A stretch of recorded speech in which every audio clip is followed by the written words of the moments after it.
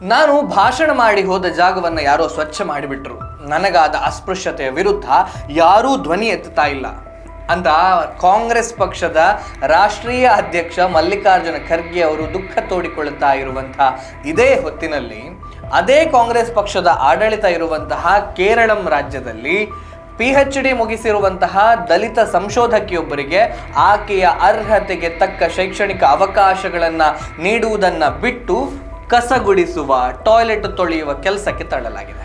ವಿಚಿತ್ರ ಅಂದ್ರೆ ಆ ದಲಿತ ಸಂಶೋಧಕಿ ತನಗಾಗ್ತಾ ಇರುವಂತಹ ಅಪಮಾನವನ್ನ ಮತ್ತು ಅವಕಾಶ ವಂಚನೆಯ ವಿರುದ್ಧ ವಾರಗಟ್ಟಲೆ ಪ್ರತಿಭಟನೆಗೆ ಕುಳಿತರೂ ಕೂಡ ಕಾಂಗ್ರೆಸ್ ಪಕ್ಷವಾಗ್ಲಿ ಅಥವಾ ಕಾಂಗ್ರೆಸ್ ನೇತೃತ್ವದ ಸರ್ಕಾರವಾಗ್ಲಿ ಅಥವಾ ಅಲ್ಲಿನ ಕಾಂಗ್ರೆಸ್ ಮುಖ್ಯಮಂತ್ರಿ ಆಗ್ಲಿ ಆಕೆಯ ಸಹಾಯಕ್ಕೆ ಬರ್ತಲೇ ಇಲ್ಲ.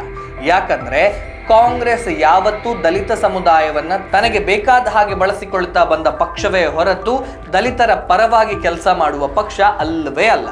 ಹಾಗಾದ್ರೆ ಅಲ್ಲಿ ನಡೆದಂತಹ ಘಟನೆ ಆದ್ರೂ ಏನು, ವಿವರವಾಗಿ ನೋಡ್ಕೊಂಡು ಬರೋಣ ಬನ್ನಿ. ಮಾರ್ಚ್ 2024ರಲ್ಲಿ ಕೇರಳದ ತುಂಚತ್ ಎಳುಥಾಚನ್ ಮಲಯಾಳಂ ವಿಶ್ವವಿದ್ಯಾನಿಲಯದ ಪರಿಸರ ವಿಜ್ಞಾನ ವಿಭಾಗಕ್ಕೆ ಸೇರಿದಂತಹ ಅನಘಾ ಶಶಿ 1 ವರ್ಷಕ್ಕೂ ಹೆಚ್ಚು ಕಾಲ ಸಂಶೋಧಕಿಯಾಗಿದ್ದುಕೊಂಡು ತನ್ನ PhD ಕೋರ್ಸ್ ಅನ್ನು ಪೂರ್ಣಗೊಳಿಸಿ. ನಿಯಮಗಳ ಪ್ರಕಾರ ಆಕೆಯ ಕೋರ್ಸ್ ವರ್ಕ್ ಮುಗಿದು 6 ತಿಂಗಳ ಒಳಗೆ ವಿಶ್ವವಿದ್ಯಾನಿಲಯ ಡಾಕ್ಟೋರಲ್ ಸಮಿತಿಯನ್ನ ಕರೀಬೇಕಾಗಿತ್ತು. ಆದರೆ ವಿಶ್ವವಿದ್ಯಾನಿಲಯವು ಆಕೆಯ ವಾರ್ಷಿಕ ಪ್ರಗತಿ ವರದಿಯನ್ನ ಸಲ್ಲಿಸುವಲ್ಲಿ ಉದ್ದೇಶಪೂರ್ವಕವಾಗಿ ವಿಳಂಬ ಮಾಡಿದ್ದಷ್ಟೇ ಅಲ್ಲದೆ ಡಾಕ್ಟೋರಲ್ ಸಮಿತಿಯ ಸಭೆಯನ್ನು ಕೂಡ ಕರೆದಿಲ್ಲ. ವಿಶ್ವವಿದ್ಯಾನಿಲಯ ಮಾಡಿದಂತಹ ಉದ್ದೇಶಪೂರ್ವಕ ವಿಳಂಬದಿಂದ ಆಕೆಯ ಫೆಲೋಶಿಪ್ ಪ್ರಕ್ರಿಯೆ ಸ್ಥಗಿತಗೊಂಡಿತು. ಆದರೆ ವಿಚಾರ ಅಲ್ಲಿಗೆ ಮುಗಿಯೋದಿಲ್ಲ. ಆಕೆಯ ಸಂಶೋಧನೆ ಸ್ಥಗಿತಗೊಂಡಿದ್ದ ಅದೇ ಅವಧಿಯಲ್ಲಿ ಆಕೆಯನ್ನ ಕಸಗುಡಿಸುವ ಮತ್ತು ಇತರ ಸ್ವಚ್ಛತಾ ಕಾರ್ಯಗಳ ಕೆಲಸಗಳಿಗೆ ನಿಯೋಜಿಸಲಾಯಿತು. ಡಾಕ್ಟರ್ ಎನಿಸಿಕೊಳ್ಳಬೇಕಾಗಿದ್ದ ಆಕೆ ಯಶಸ್ವಿಯಾಗಿ ರಿಸರ್ಚ್ ಕೋರ್ಸ್ ಮುಗಿಸಿಯೂ ಅಲ್ಲಿಯ ಪ್ರಯೋಗಾಲಯದ ಉಪಕರಣಗಳನ್ನು ತೊಳೆಯುವುದು, ಜೋಡಿಸುವಂಥದ್ದು ಮತ್ತು ಕೋಣೆಗಳನ್ನು ಸ್ವಚ್ಛಗೊಳಿಸುವುದು ಸೇರಿದ ಹಾಗೆ ಇನ್ನಿತರ ಕೆಲಸಗಳನ್ನು ಮಾಡಬೇಕಾಗಿ ಬಂತು. ರಜೆಯ ದಿನಗಳಲ್ಲೂ ಕೂಡ ಬಂದು ಸ್ವಚ್ಛತಾ ಕಾರ್ಯಗಳನ್ನು ಮಾಡುವಂತೆ ಜೈನಿ ವರ್ಗೀಸ್ ಮತ್ತು ಅರುಣ್ ಬಾಬು ಎನ್ನುವ ಪ್ರಭಾವಿಗಳು ಆಕೆಯ ಮೇಲೆ ಒತ್ತಡವನ್ನು ಹೇರಿದರು. ಈ ವಿಷಯವಾಗಿ ಆಕೆ ಪದೇ ಪದೇ ದೂರು ನೀಡಿದರೂ ಕೂಡ ಆ ದೂರುಗಳನ್ನೆಲ್ಲ ವಜಾಗೊಳಿಸಲಾಯಿತು.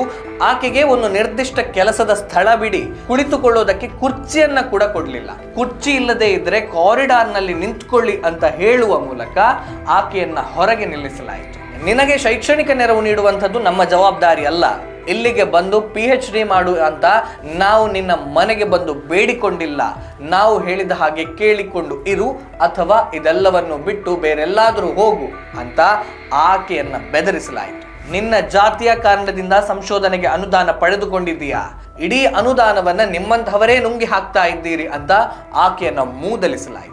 ಈ ಎಲ್ಲ ಘಟನೆಗಳು, ಅವಮಾನಗಳು ಮತ್ತು ಬೆದರಿಕೆಗಳಿಂದ ತೀವ್ರವಾಗಿ ನೊಂದಂತಹ ದಲಿತ ಸಂಶೋಧಕಿ ಅನಘಾ ಶಶಿ ವಿಶ್ವವಿದ್ಯಾನಿಲಯದ ಕುಲಪತಿ, ರಿಜಿಸ್ಟ್ರಾರ್ ಮತ್ತು ಸಂಶೋಧನಾ ನಿರ್ದೇಶಕರಿಗೆ ದೂರು ನೀಡಿದ್ಲು.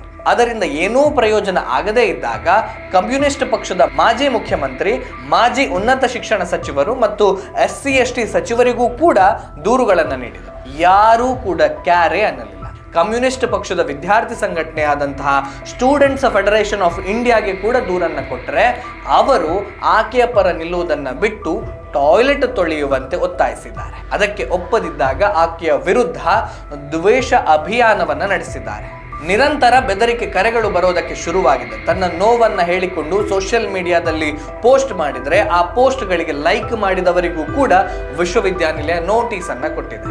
ಇದೀಗ ಆ ದಲಿತ ಸಂಶೋಧಕಿ ತನ್ನ ತಾಯಿ ಮತ್ತು ಪುಟ್ಟ ಮಗುವಿನ ಜೊತೆಗೆ ಅದೇ ವಿಶ್ವವಿದ್ಯಾನಿಲಯದ ಹೊರಗೆ ಧರಣಿಯನ್ನು ಕೂತಿದ್ದಾಳೆ. ಆದರೆ ಆಕೆಯ ಏಕಾಂಗಿ ಹೋರಾಟವನ್ನ ಬೆಂಬಲಿಸುವುದಕ್ಕೆ ಯಾವ ಕಾಂಗ್ರೆಸ್ಸಿಗರೂ ಅಲ್ಲಿಲ್ಲ, ಯಾವ ಕಮ್ಯುನಿಸ್ಟರು ಇಲ್ಲ, ಯಾವ ಕಾಕ್ರೋಚ್ಗಳು ಕೂಡ ಇಲ್ಲ.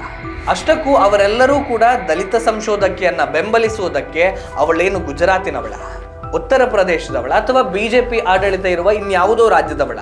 ಕಮ್ಯುನಿಸ್ಟ್ ಅಥವಾ ಕಾಂಗ್ರೆಸ್ ಆಡಳಿತ ಇರುವಂತಹ ರಾಜ್ಯದಲ್ಲಿ ದಲಿತ ಯುವತಿಯೊಬ್ಬಳಿಗೆ ಅನ್ಯಾಯವಾದರೆ ಅವರಾದರೂ ಯಾಕೆ ಪ್ರತಿಭಟನೆ ಮಾಡ್ತಾರೆ ಅಲ್ವಾ?